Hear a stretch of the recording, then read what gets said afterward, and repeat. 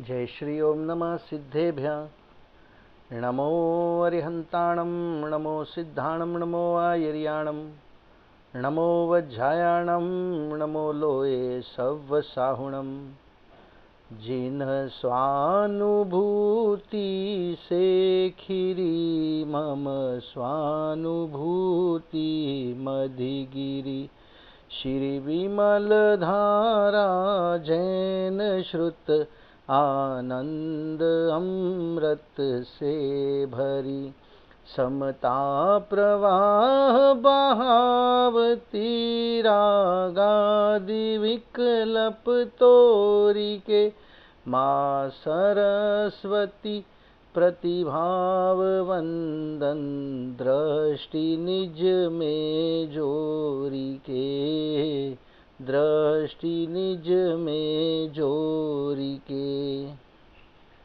आचार्य वादीब सिंह सूरी द्वारा विरचित छत्र चूड़ामणि की वांछना हम लोग कर रहे हैं, जिसका 10वां लंब अपने पिछले वांछन में शुरू हुआ है। उसके 10 श्लोकों तक की चर्चा हम लोग कर चुके हैं।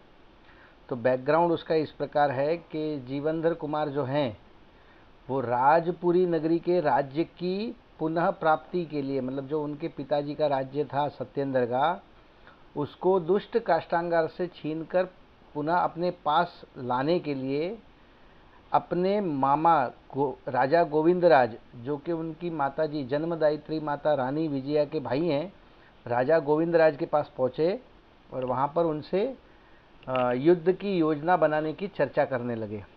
आज अपने को 11 नंबर के श्लोक से आगे बात बढ़ानी है। पेज नंबर 462 पर श्लोक नंबर 11, शत्रु के प्रतिकार की सफल योजना। काष्टांगारस्य संदेशं सचिवै शुश्रवानयं ज्ञात्वा हि हृदयं शत्रो प्रारब्धव्या प्रतिक्रिया। अन्वयार्थ, इस गोविंदराज ने मंत्रियों द्वारा काष्टांगार का यह वक्ष्यमाण संदेश सुनाया।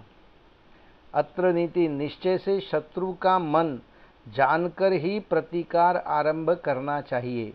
क्या बात बता रहे हैं, सरलार्थ देखते हैं हम लोग।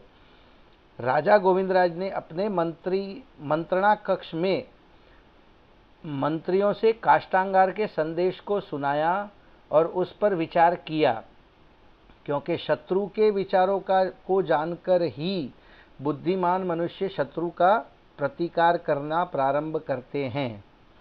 विशेषार्थ, शत्रु को जीतने के लिए शत्रु का प्रतिकार करना ही चाहिए। ऐसा निर्णय होने पर भी प्रतिकार कब अर्थात किस समय और कैसे करें अर्थात किन साधनों से करें, इसका निर्णय भी अत्यावश्यक है। और यह निर्णय शत्रु के विचारों को यथार्थ रूप से जाने बिना संभव नहीं है। देखिए, आपको यदि युद्ध में सफलता प्राप्त करनी है, शत्रु का प्रतिकार तो करना ही पड़ेगा, मगर शत्रु का प्रतिकार आपको कब करना है, किस समय करना है, कैसे करना है, ये और अर्थात किन साधनों से करना है, ये निर्णय करना भी अत्यावश्यक है, बहुत महत्वपूर्ण है। और यह निर्णय शत्रु के विचारों को यथार्थ रूप से जाने बिना संभव नहीं है। राजा गोविंदराज ने काष्टांगार के विचारों को भी सुनाया और उनका मंथन किया। बुद्धिहीन मनुष्य शत्रु का प्रतिकार बिना सोचे समझे तथा नियोजन के बिना ही करते हैं, अतः उसे सफलता नहीं मिलती। राजा गोविंदराज कुशल राजनीतिज्ञ और बुद्धिमान हैं। उन्होंने शत्रु काष्टांगार के विचार जानकर ही प्रतिकार की योजना बनाई। पहले काष्टांगार के मन में क्या विचार चल रहे हैं, इन सब की चर्चा विचारणा अपने मंत्रीगणों के साथ करने के बाद ही जो भी युद्ध करने की या उसके ऊपर आक्रमण करने की जो नीति है, रणनीति है, वो उसके बाद ही बनाएंगे। श्लोक नंबर 12, राजा काष्टांगार का राजा गोविंदराज को संदेश। अघेनाहम पख्यांति राजगे मद हस्तिनी लब्धवान वबुध्येत मिथ्येयम तत्ववेदिना। अन्वयार्थ, राजा सत्येंद्र के एक मदोन्मत्त हाथी के द्वारा मारे जाने पर मेरे पापोदय से मैंने ही उनकी मृत्यु के अपयश को प्राप्त किया, किंतु यथार्थ बात के जानने वाले ये बात झूठी समझते हैं। अब क्या बताया, काष्टांगार ने गोविंद राज के पास ये संदेश भेजा कि राजा सत्येंद्र की जो मृत्यु हुई है वो एक मदोन्मत्त हाथी के पैरों से कुचलने से हुई है, मगर मेरे पापोदय के उदय से, मेरे पापोदय कर्म का उदय चल रहा है, उस कारण से सत्येंद्र राजा की हत्या का आरोप मेरे ऊपर आया है। मगर यथार्थवाद को जानने वाले, सच्चाई को जानने वाले इस बात को जानते हैं कि मैंने सत्येंद्र राजा को नहीं मारा। ऐसा झूठा झूठा संदेश काष्टांगार ने राजा गोविंदराज के पास भेजा। अब ये राजा गोविंदराज के पास क्यों भेजा? क्योंकि सत्येंद्र राजा उनके बहनोई हैं, तो उनके साले को ये समझाने के लिए कि भाई मैंने आपके जीजाजी को नहीं मारा है, इस प्रकार का संदेश काष्टांगार ने राजा गोविंदराज के पास भेजा। सरलार्थ, काष्टांगार के प्रेषित पत्र में लिखा था कि हे राजा गोविंदराज, मैं कुछ अपनी वेदना आपके समक्ष व्यक्त करना चाहता हूँ।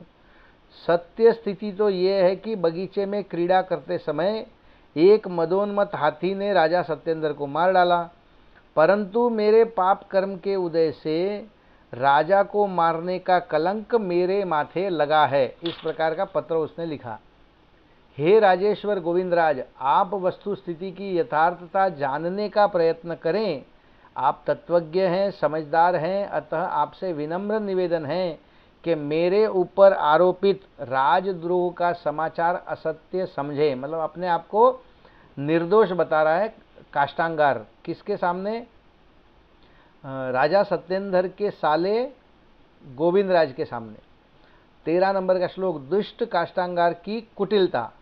निःशल्योऽहं भवाम्येष भवत्यत्र समागते दुर्जनेऽपि हि सौजन्यं सुजनैर्यदि संगमः।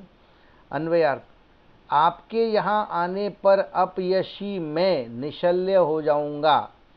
अत्र नीति, निश्चय से अगर सज्जन पुरुषों के साथ समागम हो जाए तो दुष्ट पुरुष में भी सज्जनता आ जाती है। राजा काष्टांगार ने पत्र में आगे ये लिखा कि आप यहाँ पर आएंगे, आपका समागम मुझे प्राप्त होगा, तो मैं अपयशी होने पर भी, मेरा पाप का उदय चलने पर भी मैं निश्चल्य हो जाऊंगा, निष्कलंकित हो जाऊंगा। और फिर नीति के श्लोक से ये बता दिया कि सज्जन पुरुषों के साथ समागम हो जाए तो दुष्ट पुरुष में भी सज्जनता आ जाती है। सरलार्थ, हे राजा गोविंदराज, आपका इस समय राजपुरी नगरी में पधारना आवश्यक है। आपके शुभागमन से मेरी अपकीर्ति दूर हो जाएगी और मैं निश्चिंत भी हो जाऊंगा, क्योंकि सज्जनों की संगति से दुर्जन मनुष्य में भी सज्जनता आ जाती है। अतः मेरा निमंत्रण स्वीकार कर राजपुरी नगरी में पधारने का कष्ट करे। उसको, राजा गोविंदराज को काष्टांगार ने राजपुरी नगरी आने का निमंत्रण दिया। विशेषार्थ, दुनिया में अपराधी अपना अपराध प्रकट नहीं हो, इसलिए सज्जनता का स्वांग रचता है एवं सज्जनता की महिमा स्वीकार करता ही है। इससे यह तो स्पष्ट हो ही जाता है कि जगत में सज्जनता का विशेष महत्व है। दुष्ट काष्टांगार के क्रियाकलापों से भी यह बात स्पष्ट होती है। अगला श्लोक 14 नंबर का, दुर्जन की नम्रता का स्वरूप। इत्युक्त्वा निश्चितो रातिरति संधिस्तु संजसा असताम ही विनम्रत्वं धनुषामिव भीषणम्। अन्वयार्थ, राजा गोविंदराज ने काष्टांगार के इस संदेश से शत्रु निश्चय से या वास्तविक धोखा देना चाहता है, ये निश्चय किया। राजा सत्येंद्र,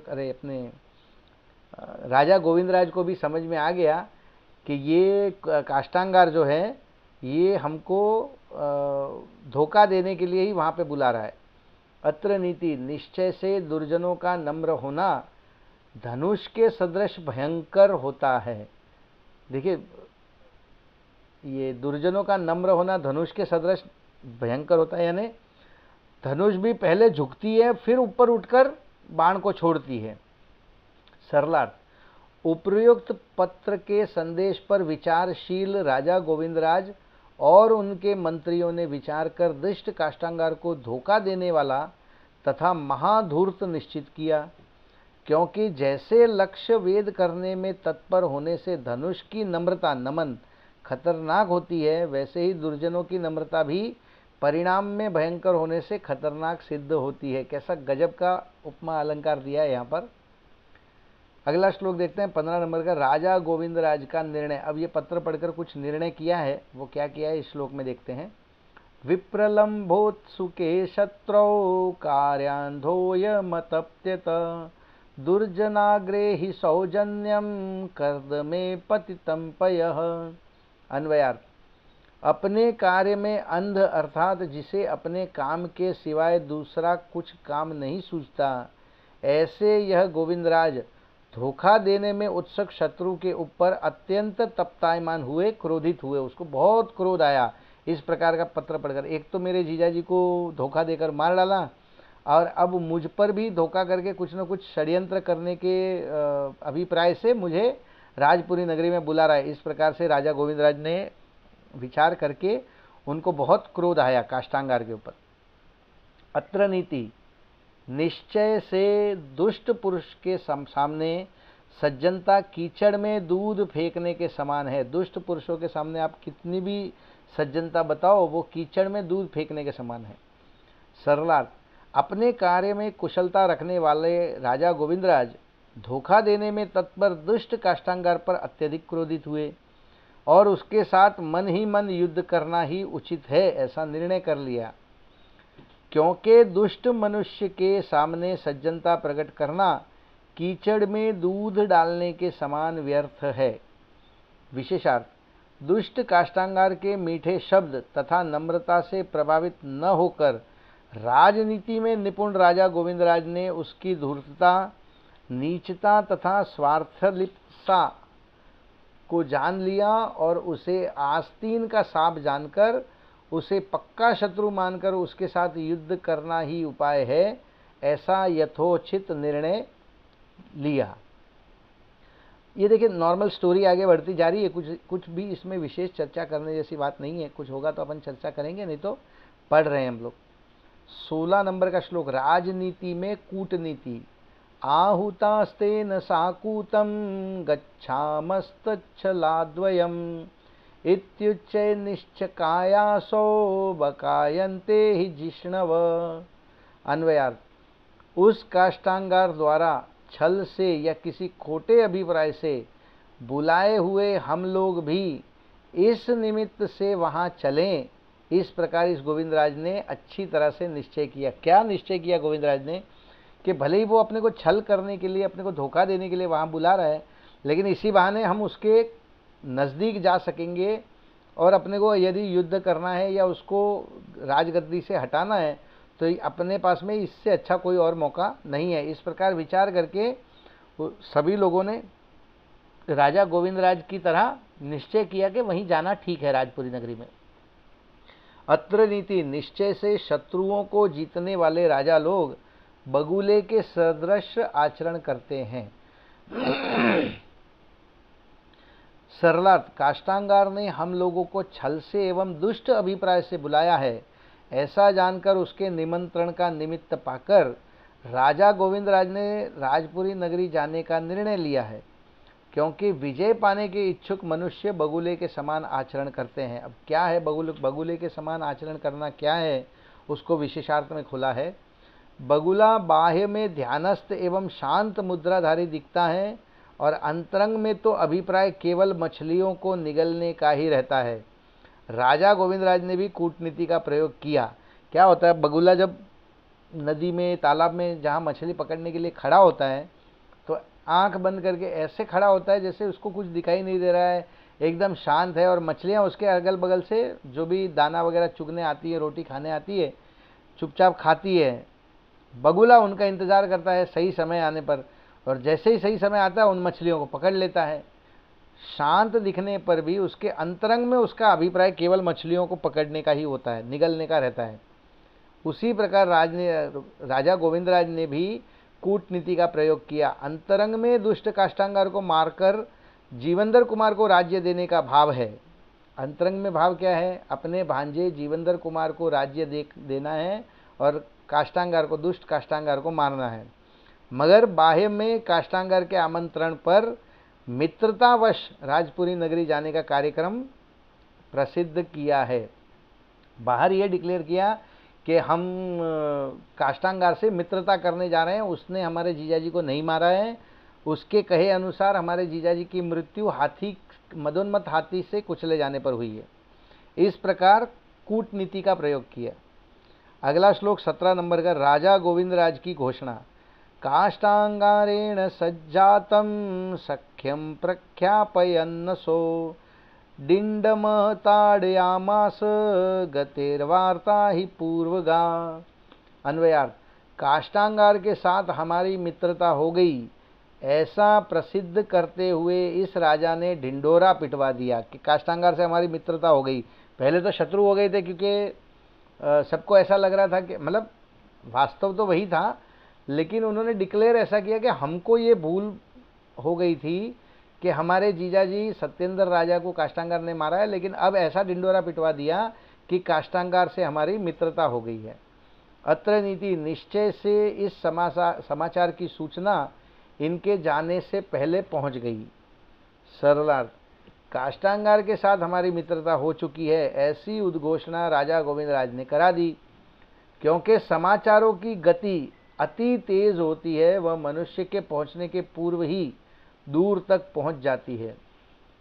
विशेषार्थ, राजा गोविंदराज ने राजपुरी नगरी जाने के पूर्व ही उक्त उद्घोषणा के अनुसार अपनी मित्रता के समाचार राजा काष्टांगार के पास पहुंचाने का उपाय किया। जब तक उसके पास में ये समाचार नहीं पहुंचेगा तो वो दुष्टता करने के लिए अपने को जाल बिछाकर अपने को मारने का प्रयास करेगा। इस प्रकार से राजा गोविंदराज ने विचार किया, इसीलिए पहले ही अब हमारी मित्रता हो गई है, इस प्रकार का समाचार दुष्ट काष्टांगार के पास पहुंचा दिया। अगला श्लोक 18 नंबर का, राजा गोविंदराज की जागरूकता। चातुरंग बलम पश्चात चतुरोयम नयाशमत आलोच्यात मरीकृत्या ना प्रलाभ्य ही मतो विधि। इसके अनंतर इस चतुर राजा ने अपनी चतुरंगिणी बड़ी भारी सेना को चलने के लिए तैयार किया। पूरी चतुरंगिणी सेना के साथ अपने राज्य से राजपुरी नगरी जाने के लिए तैयार कर दिया। अत्र नीति, निश्चय से अपनी और शत्रु के कार्यों की प्रबलता को विचार करके ही कोई कार्य करना निश्चित किया जाता है। सरलार्थ, मित्रता की घोषणा करने के पश्चात राजा गोविंदराज ने काष्टांगार को धन और सेनाधिक की अपेक्षा बलवान जानकर, हमसे तो बलवान है वो, ऐसा जानकर उस पर विजय प्राप्त करने के लिए चतुरंगिणी सेना तैयार की। क्योंकि शत्रु को अपने से अधिक बलवान जानकर ही युद्ध की तैयारी करना योग्य है। किसी भी फील्ड में, आप स्पोर्ट्स में हो, बिजनेस में हो, देखिए वास्तव में शत्रु तो होते नहीं है, राजा महाराजाओं के शत्रु होते हैं, बाकी दूसरे किसी फील्ड में शत्रु नहीं होते। हाँ, कॉम्पिटिटर ज़रूर होते हैं। तो कॉम्पिटिटर से लड़ने का तरीका यही है, ये नीतिकारों का श्लोक है कि उनको अपने से अधिक बलवान जान लो और फिर उनसे लड़ने की तैयारी करो। विशेषार्थ, शत्रु को अपने से अधिक बलवान जानकर जो तैयारी की जाती है वह विजय का कारण बनती है। शत्रु को कभी कमज़ोर नहीं समझना चाहिए, अन्यथा पराजय की संभावना रहती है। अतः शत्रु को अपने से बलवान जानने या मानने में ही अपना हित निहित है। देखो, राजा लोगों की बगुला नीति, बाह्य में तो मित्रता की घोषणा की है और अंतरंग में शत्रु पर विजय प्राप्त करने हेतु चतुरंगिणी सेना तैयार की जा रही है। अगला श्लोक देखते हैं 19 नंबर का, पुण्योदय से ही सभी कार्यों की सिद्धि। प्रतस्थे चाथ संलग्ने पात्र दानादि पूर्वकम दान पूजात पहशील शालिन किम निषिद्ध इति। अन्वयार्थ, इसके अनंतर शुभ लग्न में पात्र दानादि पुण्य कर्म पूर्वक जीवनधर कुमार सहित गोविंदराज वहां से चल दिए। अत्र नीति, निश्चय से दान, पूजा, तप और शील आदि का पालन करने वाले मनुष्य के क्या सिद्ध नहीं होता, अर्थात उनके सब कार्य सिद्ध होते हैं। देखिए, ये भी एक व्यवहार का कथन है आप दान पूजा तप शील आदि जो करेंगे उनसे वास्तविक में तो कुछ होता नहीं है। आपके जो पूर्वकृत पुण्य कर्म के उदय से जो वस्तु होनी है वही होगा। फिर भी व्यवहार से ऐसा कहा जाता है कि ये सब करने से आपको पुण्य बंद होगा और आपके पुण्य बंद होने से आपके इच्छित कार्य होंगे। इस प्रकार यहाँ पे बताना चाह रहे हैं। सरलार्थ, तदंतर एक दिन शुभ मुहूर्त में अरहंत आदि पंच परमेष्ठियों की पूजा करके तथा पात्र जीवों को यथोचित दान देकर राजा गोविंदराज ने राजपुरी नगरी की ओर प्रस्थान किया, क्योंकि दान पूजा तप और शील से संपन्न मनुष्य के सभी कार्य सिद्ध हो ही जाते हैं। उनका पुण्य का उदय चलता है। ये सब करने से, पुण्यकृत कार्य करने से पुण्य का उदय चलता है। इस कारण से अपने मनोवांछित कार्य होते हैं, ऐसा कहा गया है। विशेषार्थ, दान पूजादिक मांगलिक कार्य करने वालों के सभी कार्य सफल होते हैं, ऐसा सामान्य कथन किया गया है। इसका हमें भावार्थ समझना चाहिए। देखिए, सिर्फ ये समझाने के लिए लगभग पूरा एक पेज दिया गया है। हम लोग पढ़ते हैं और विशेष खुलासा होगा। जो मनुष्य वर्तमान काल में दान पूजादिक मांगलिक कार्य करता हो और उसके पूर्व बुद्ध पुण्य कर्मों का योग वशात उदय हो, तो वर्तमान पुण्य कर्मों पर आरोप करके पुण्य कार्यों से कार्य संपन्न हुआ, ऐसा कथन करने की पद्धति आगम में आती है। क्या बात बता रहे थे कि बहुत गहरी बात है, समझने योग्य बात है कि जिस मनुष्य का वर्तमान काल में दान पूजादिक मांगलिक कार्य कर रहा हो जो मनुष्य, और यदि उसका पूर्वबद्ध पुण्य कर्मों का योग वशत उदय चल रहा हो, तो वर्तमान पुण्य कर्मों पर आरोप किया जाता है। तो वर्तमान पुण्य, देखिए, उदय तो पूर्व के पुण्य कर्मों का उदय आया, लेकिन वर्तमान में वो दान पूजा आदि कर रहा है, इसलिए आरोप इन जो अभी फिलहाल जो पुण्य कर्म कर रहा है उसके ऊपर आरोप आता है। वर्तमान के पुण्य कर्मों पर आरोप करके पुण्य कार्यों से कार्य संपन्न हुआ, ऐसा कथन करने की आगम में पद्धति है। अब उसका एक एग्जाम्पल दिया, जैसे मैना सुंदरी और कुष्ठ रोगी श्रीपाल द्वारा सिद्ध चक्र विधान करने से और पूर्वबद्ध पुण्य कर्मों का उदय आने से कुष्ठ रोग दूर हुआ, तो सिद्ध चक्र विधान से श्रीपाल राजा का कुष्ठ रोग दूर हुआ, ऐसा कथन करने की शास्त्रों में परंपरा है। क्या हुआ?